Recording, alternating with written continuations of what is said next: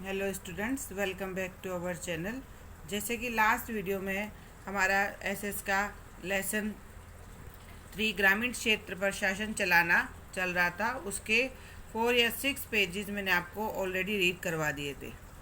Last video में हमने समझा था कि नील की खेती की डिमांड जो थी, नील की डिमांड जो थी वो यूरोपीय बाज़ारों में बहुत अधिक बढ़ गई थी। कपड़ों को रंगने के लिए भारतीय नील को सबसे अच्छा माना जाता था। इसीलिए ईस्ट इंडिया कंपनी ने भारत में नील की खेती करवाने पर बहुत अधिक जोर दिया। नील की खेती 2 प्रकार से की जाती थी, निज और रैयती। निज खेती में बगान मालिक स्वयं खेतों में नील की खेती करते थे और निज में या तो वह ज़मीन किराए पर लेकर या खरीद कर उसमें मजदूरों से खेती करवाते थे। अब पढ़ेंगे हम निज खेती की समस्या है। निज खेती में बगान मालिकों को खेत का क्षेत्रफल फैलाने में कठिनाई का सामना करना पड़ रहा था। बगान मालिकों को अपने खेत का जो क्षेत्रफल था उसे बढ़ाने में और मुश्किलें दिखाई दे रही थी। क्या? क्योंकि नील की खेती केवल उपजाऊ जमीन पर ही संभव थी। ऐसी जमीनों पर पहले ही आबादी बहुत अधिक थी, जिसकी वजह से वहाँ के छोटे मोटे खेत ही उनके हाथ आते थे। नील की खेती करने के लिए अधिक उपजाऊ ज़मीन की आवश्यकता होती है और उपजाऊ ज़मीन पर पहले ही वहाँ के लोग खेती कर रहे थे। तो और जो वहाँ से विदेशों से लोग आए थे जो यहाँ पर नील की खेती करना चाहते थे, जब उन्हें और ज़मीन की ज़रूरत पड़ी तो उन्हें छोटे मोटे ही खेत, उपजाऊ खेत उनके हाथ लगते थे, जिसकी वजह से यहाँ वहाँ के छोटे मोटे खेत में आते थे। जबकि नील की खेती करने के लिए उन्हें बड़े बड़े भूखंडों की आवश्यकता थी।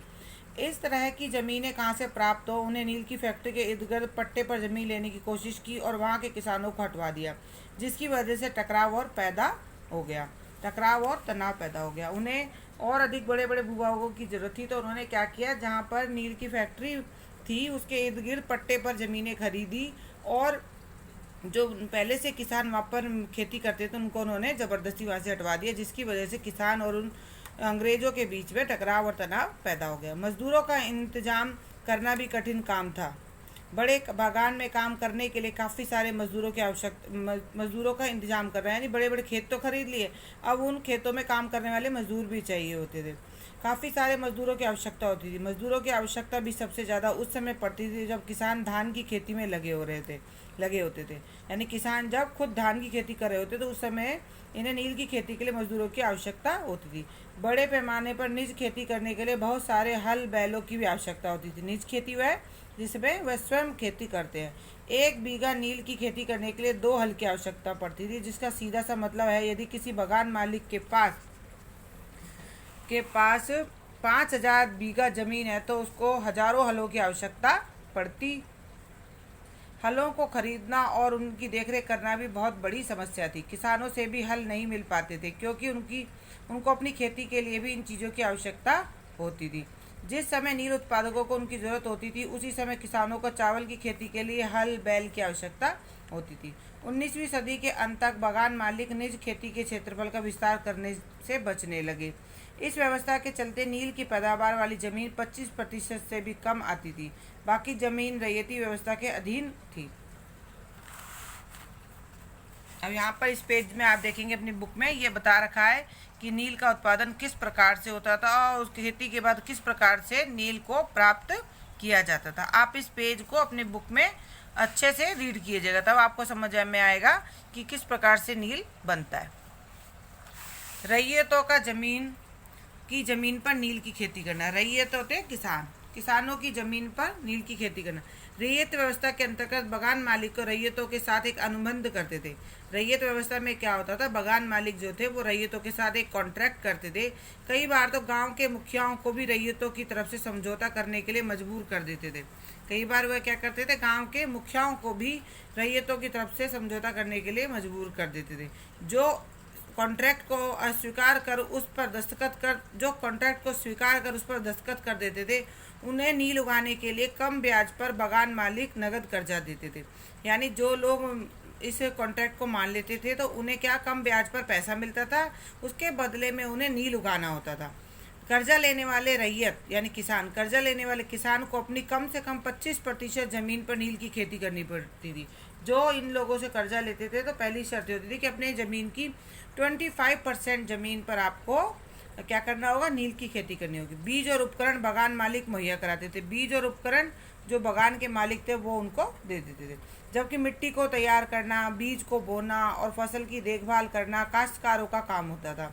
बाकी का काम कौन करते थे? काश्तकार। कटाई के बाद अब फसल बागान मालिकों के हवाले कर दी जाती थी। 25% में नील की खेती हो गई। जब पका के तैयार हो गई, काटने के बाद उसे बागान मालिकों के हवाले कर दिया जाता था। तो रैयत को नया कर्जा प्राप्त हो जाता था। उसके बदले में उन किसानों को दोबारा से नया कर्जा मिल जाता था और वही चक्र दोबारा चल पड़ता था। जो किसान शुरू में इन कर्जों से बहुत खुश थे, उन्हें जल्दी समझ में आ गया कि यह व्यवस्था कितनी कठिन है। उन्हें नील की जो कीमत दी जाती थी वह बहुत कम थी और कर्ज खत्म होने वाला नहीं था, कभी खत्म ही नहीं होता था, क्योंकि वो हर बार वो कर्जा देते थे और कम पैसे उसको खेती के बदले में देते थे, जिससे वो अपना जीवन यापन ही मुश्किल से चला पाते थे। वो कर्जा कैसे उतारते? तो कर्जे पे कर्जा वो चढ़ता जा रहा था। इसके अलावा और भी समस्या थी। बागान मालिक का कहना था कि किसान अपने सबसे बढ़िया खेतों में ही नील की खेती करें। उन्हें यह भी कहा जाता है कि जो सबसे बढ़िया खेत है वहाँ पर ही आप नील की खेती करेंगे। लेकिन नील की खेती करने के साथ परेशानी यह थी कि उसकी जड़ें जो थी वो बहुत गहरी हो जाती थी और ये मिट्टी की सारी ताकत को खींच लेती थी, जिससे कि नील की कटाई के बाद वहाँ धान की खेती करना संभव नहीं हो पाता। यानी एक बार अगर खेत में नील की खेती हो गई तो उस खेत की सारी शक्ति जो थी वो छिन जाती थी, उसमें कोई दूसरी खेती करना संभव नहीं होता था। अब नील विद्रोह और उसके बाद बागान के हजारों रैयतों ने मार्च 1859 में नील की खेती करने से मना कर दिया। 1859 में जो किसान थे जो नील की खेती करते थे, उन्होंने नील की खेती करने से मना कर दिया। विद्रोह फैलने के साथ साथ रैयतों ने बागान मालिकों को लगान चुकाने से भी मना कर दिया। उन्होंने क्या कहा कि हम खेती भी नहीं करेंगे और जो लगान है वो भी नहीं चुकाएंगे। उन्हें तलवार, भाले और तीर कमान लेकर नील की फैक्ट्रियों पर हमला बोल दिया। रैयतों ने नील की फैक्ट्री पर हमला बोल दिया। औरतें अपने बर्तनों के साथ लड़ाई में कूद पड़ी। औरतें जैसे बेलन, कड़छियाँ वगैरह लेके अपने बर्तनों के साथ लड़ाई में कूद पड़ी। बागान मालिकों के लिए काम करने वालों का समाज ने बहिष्कार कर दिया। बागान मालिकों की तरफ से लगान वसूल करने के लिए आने वाले गुमाश्ते, जो लगान लेने आते थे ना, उन्हें कहते थे गुमाश्ता एजेंट, यानी कि पिटाई कर दी गई। रैयतों ने सौगंध उठा ली थी कि वे ना तो नील की खेती के लिए कर्जा लेंगे और ना बागान मालिकों के लठैतों का डटकर मुकाबला करेंगे। नील की खेती करने वाले चुप बैठने को राजी क्यों नहीं थे? उनमें बगावत की ताकत कहाँ से आ गई? जो नील की खेती करते थे वो चुप बैठने वाले नहीं थे। उन्होंने कह दिया कि अब हम खेती नहीं करेंगे, तो उनमें ये ताकत कहाँ से आ गई? हालांकि यह सच है कि नील की खेती बहुत ही दमनात्मक थी, लेकिन दबे लोग हमेशा बगावत नहीं करते, ऐसा कभी कभार ही होता है। 1859 में नील रैयतों को लगने लगा कि बागान मालिकों के खिलाफ बगावत में उन्हें स्थायी जमींदारों और मुखियाओं का भी समर्थन प्राप्त हो सकता है। उन्हें लगता था कि जो वहाँ के स्थानीय जमींदार हैं और वो मुखिया हैं, वो भी उनकी मदद करेगी। जिन मुखियाओं से नील के अनुबंधों पर जबरदस्ती दस्तखत कराए गए थे। कौन से मुखिया? जिनसे इन कॉन्ट्रैक्ट पर जबरदस्ती दस्तखत कराए गए थे। उन्होंने स्वयं ही नील किसानों को एकत्रित किया और लठैतों से आमने सामने की लड़ाई लड़ी। कई क्षेत्रों में रैयतों को बगावत के लिए उकसाते हुए स्वयं जमींदार गांव-गांव घूमने लगे। जमींदार परेशान थे बागान मालिकों की बढ़ती ताकत देखकर, और बागान मालिक लंबे समय के लिए जबरदस्ती उनसे ज़मीन ले लेते थे। जमींदार ये भी परेशान थे कि बागान मालिकों की ताकत बढ़ती जा रही थी और बागान मालिक जो थे जबरदस्ती जमींदारों से उनकी ज़मीन को ले लेते। नील के किसानों ने सोचा कि अंग्रेजी सरकार भी इस संघर्ष में उनका साथ देगी। 1857 की बगावत के बाद ब्रिटिश सरकार एक और व्यापक विद्रोह के खतरे से सहमी हुई थी।